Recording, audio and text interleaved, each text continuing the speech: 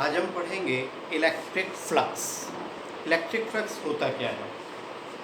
हमने मान लिया कि ये हमारा कोई कंडक्टर है और ये हमारी इलेक्ट्रिक फील्ड लाइंस जा रही हैं। तो इलेक्ट्रिक फ्लक्स को हिंदी में हम बोलते हैं वैद्युत फ्लक्स।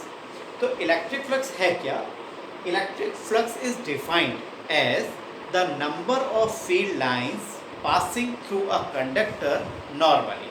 इसका मतलब ये हुआ कि हमारी जो फील्ड लाइंस जा रही हैं, जो वैद्युत बल रेखाएं हैं, वो इस कंडक्टिंग सरफेस के नॉर्मली कितनी पास हो रही हैं। जितनी ज़्यादा इलेक्ट्रिक फील्ड लाइन सरफेस से पास होंगी नॉर्मली, उतना ही ज़्यादा फ्लक्स होगा।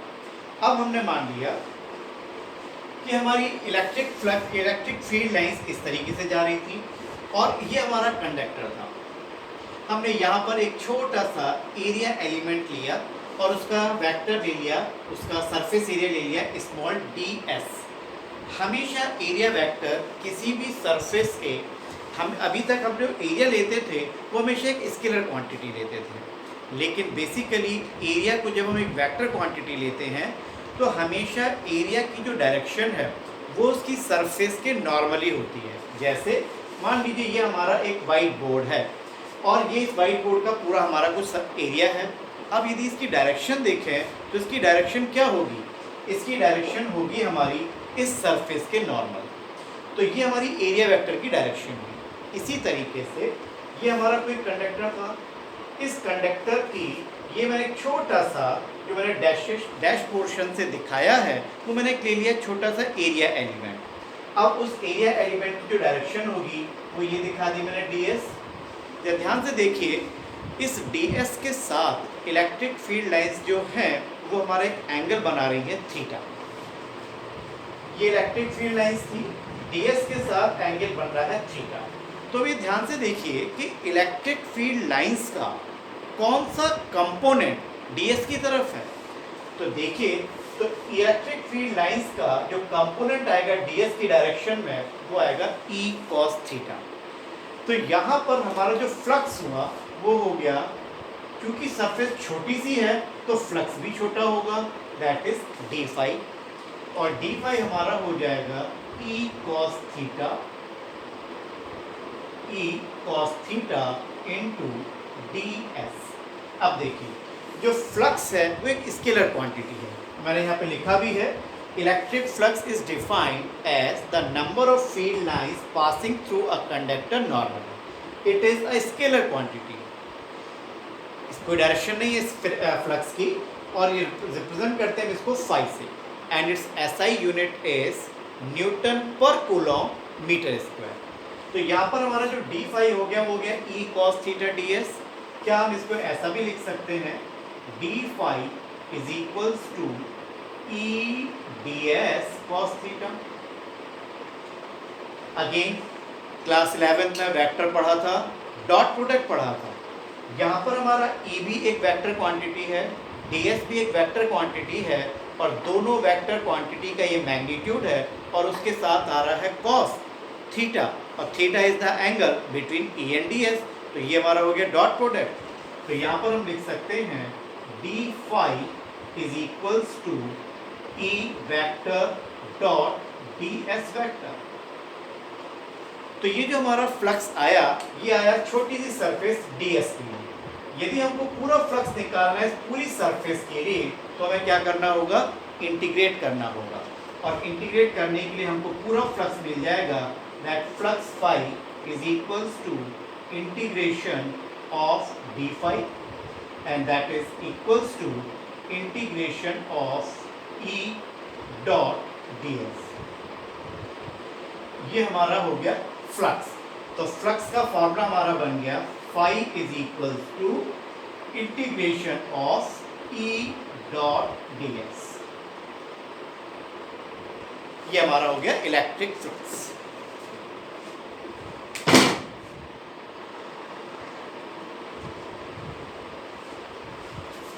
देखिए, अब हम पढ़ेंगे गॉस थ्योरम। बहुत इंपॉर्टेंट है हर किसी बोर्ड के लिए, चाहे वो CBSE हो या यूपी बोर्ड हो। गॉस थ्योरम हमारी कहती है electric flux due to a charge q enclosed in a close surface, यानी यहाँ पर हमारा जो चार्ज Q है वो एक सरफेस के अंदर बंद है। Enclosed in a close surface is 1 upon epsilon naught times the charge Q। इसका मतलब ये हुआ कि यदि हमने ये चार्ज Q लिया है और इस चार्ज को हमने एक हाइपोथेटिकल गॉसियन सरफेस से बंद कर दिया, मान लीजिए ये मेरी गॉसियन सरफेस है, इस चार्ज Q को मैंने इस सरफेस के अंदर बंद कर दिया।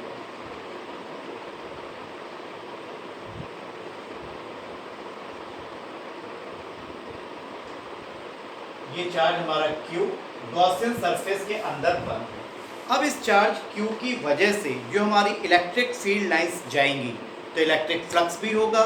तो वो कहता है कि जो इलेक्ट्रिक फ्लक्स होगा इस चार्ज Q की वजह से वो हमारा होगा 1 upon epsilon naught times the charge Q, यानी it is a product of the charge Q and 1 upon epsilon not. Hindi में यदि हम बात करें तो गॉस थ्योरम का स्टेटमेंट हो गया कि यदि किसी चार्ज की वजह से जो कि किसी सरफेस के अंदर बंद है तो उसका वैद्युत फ्लक्स 1 अपॉन एप्सिलॉन नॉट और चार्ज Q के गुणनफल के बराबर होगा, यानी electric flux due to a charge Q which is enclosed in a close surface is 1 upon epsilon naught times the charge Q। अब देखिए हम इसको कैसे प्रूव करते हैं। ये हमारा चार्ज Q था जो कि सरफेस के अंदर बंद है। हमने ले लिया ये जो सरफेस है, मान लीजिए हाइपोथेटिकल सरफेस थी और इस सरफेस की रेडियस हमने ले ली R, ये रेडियस हो गई R। ये स्फीयर है, इट्स अ 3 डायमेंशनल फिगर, एक स्फीयर है। अब हमने इस स्फीयर पर एक छोटा सा एलिमेंट ले लिया, एरिया एलिमेंट ds। अब इस ds का जो वेक्टर होगा, एरिया वेक्टर होगा, वो हमेशा इस सरफेस के नॉर्मल होगा। मैं एक एग्जांपल देता हूँ। आप एक फुटबॉल ले लीजिए, फुटबॉल के सेंटर पर आप एज्यूम कीजिए कि चार्ज Q रखा हुआ है और जो फुटबॉल की सरफेस है उस पर छोटे छोटे पैचेस होते हैं। आपने कोई एक पैच ले लिया और उस पैच का एरिया ले लिया ds। अब ध्यान से सोचिए कि कोई भी लाइन आ रही है हमारी जो कि फुटबॉल के सेंटर से फुटबॉल की सरफेस से होती हुई बाहर तक जा रही है, तो क्या वो लाइन जो आपने ड्रॉ की है उस पैच के ऊपर 90 डिग्री का एंगल बनाएगी? तो ये जो लाइन आपने ड्रॉ की है वो और कोई लाइन नहीं, वो इस चार्ज प्लस Q की वजह से इलेक्ट्रिक फील्ड लाइन थी, यानी इस चार्ज Q की वजह से इस ds पर ये हमारी इलेक्ट्रिक फील्ड लाइन हो गई, दैट इज E। और जो पैच है हमारा ds, जो एरिया वेक्टर आपने लिया है उसका जो वेक्टर साइन होगा, जो उसकी डायरेक्शन होगी, क्या वो इस सरफेस के नॉर्मली ही होगी, यानी यही डायरेक्शन हमारी ds की भी होगी। ये मैंने ds ले लिया। अब देखिए, अब हमारा जो फ्लक्स था, अभी हमने जो फ्लक्स पढ़ा था वो हमने पढ़ा था कि फ्लक्स हमारा होता है phi is equals to integration of E dot ds, integration of E dot ds। E और ds का डॉट प्रोडक्ट लेंगे तो हमारा फ्लक्स आएगा phi is equals to E ds cos theta. Theta कितना एंगल है हमारा? E और ds के बीच में कितना एंगल बन रहा है? 0 डिग्री। तो यहाँ से हमारा फ्लक्स हो गया phi is equals to E ds cos 0। cos 0 की वैल्यू 1 और ये हमारा इंटीग्रेशन का निशान है ही है, अभी तो हमारा आगे जाएगा ही नहीं क्योंकि हम फ्लक्स निकाल रहे हैं और हमारा चार्ज क्यों कैसा है? एनक्लोज है। तो इसको हम यहाँ पर रिप्रेजेंट करते हैं क्लोज इंटीग्रेशन, इसको यहाँ पे हम साइन बनाते हैं क्लोज इंटीग्रेशन का। इसका मतलब ये हुआ कि जो हमारी सरफेस है वो क्लोज्ड है। जिस तरीके से फुटबॉल मैंने ली थी, फुटबॉल के सेंटर पर आपका चार्ज था और फुटबॉल सब तरफ से बंद थी, तो यहाँ पर ये हमारा क्लोज इंटीग्रेशन वही शो कर रहा है। अब देखिए phi is equals to integration इस चार्ज Q की वजह से, जो कि एक पॉइंट चार्ज है, उसकी वजह से r डिस्टेंस दूर हमारी इलेक्ट्रिक फील्ड इंटेंसिटी की वैल्यू होती है 1/4 pi epsilon naught Q upon r square into ds। 1/4 pi epsilon naught Q upon r square हमारा कांस्टेंट है। क्यों? क्योंकि इस Q चार्ज की वजह से r डिस्टेंस दूर किसी भी पॉइंट पर हम देखें तो हमारी इलेक्ट्रिक फील्ड इंटेंसिटी की वैल्यू सेम होगी।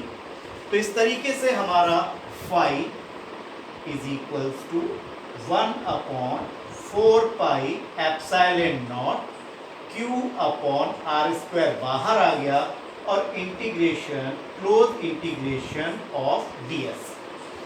अब ये ds क्या है हमारा? ds हमारा ये छोटा सा एरिया एलिमेंट। जब हम इसको इंटीग्रेट करेंगे ये पूरी सरफेस का एरिया आ जाएगा और एक स्फीयर का जो सरफेस एरिया है वो होता है 4 पाई r स्क्वायर। तो यहाँ से हमारा फ्लक्स फाई हो गया 1/4 pi epsilon naught Q upon r square, और जब आपने ds को इंटीग्रेट किया तो हमको मिला 4 पाई r स्क्वायर। 4 पाई से 4 पाई कैंसिल, r स्क्वायर से r स्क्वायर कैंसिल, और फाई की वैल्यू हमारी आ गई 1/एप्सिलॉन naught times the charge Q। और यही हमारी गॉस थ्योरम की प्रूविंग हो गई कि यदि कोई चार्ज किसी सरफेस के अंदर बंद है तो उसकी वजह से हमारा इलेक्ट्रिक फ्लक्स होगा 1/एप्सिलॉन naught times the charge Q। यानी चार्ज Q और 1/एप्सिलॉन नॉट का गुणनफल हमारे इलेक्ट्रिक फ्लक्स के बराबर होगा, वह उस चार्ज की वजह से जो एक सरफेस के अंदर बंद है।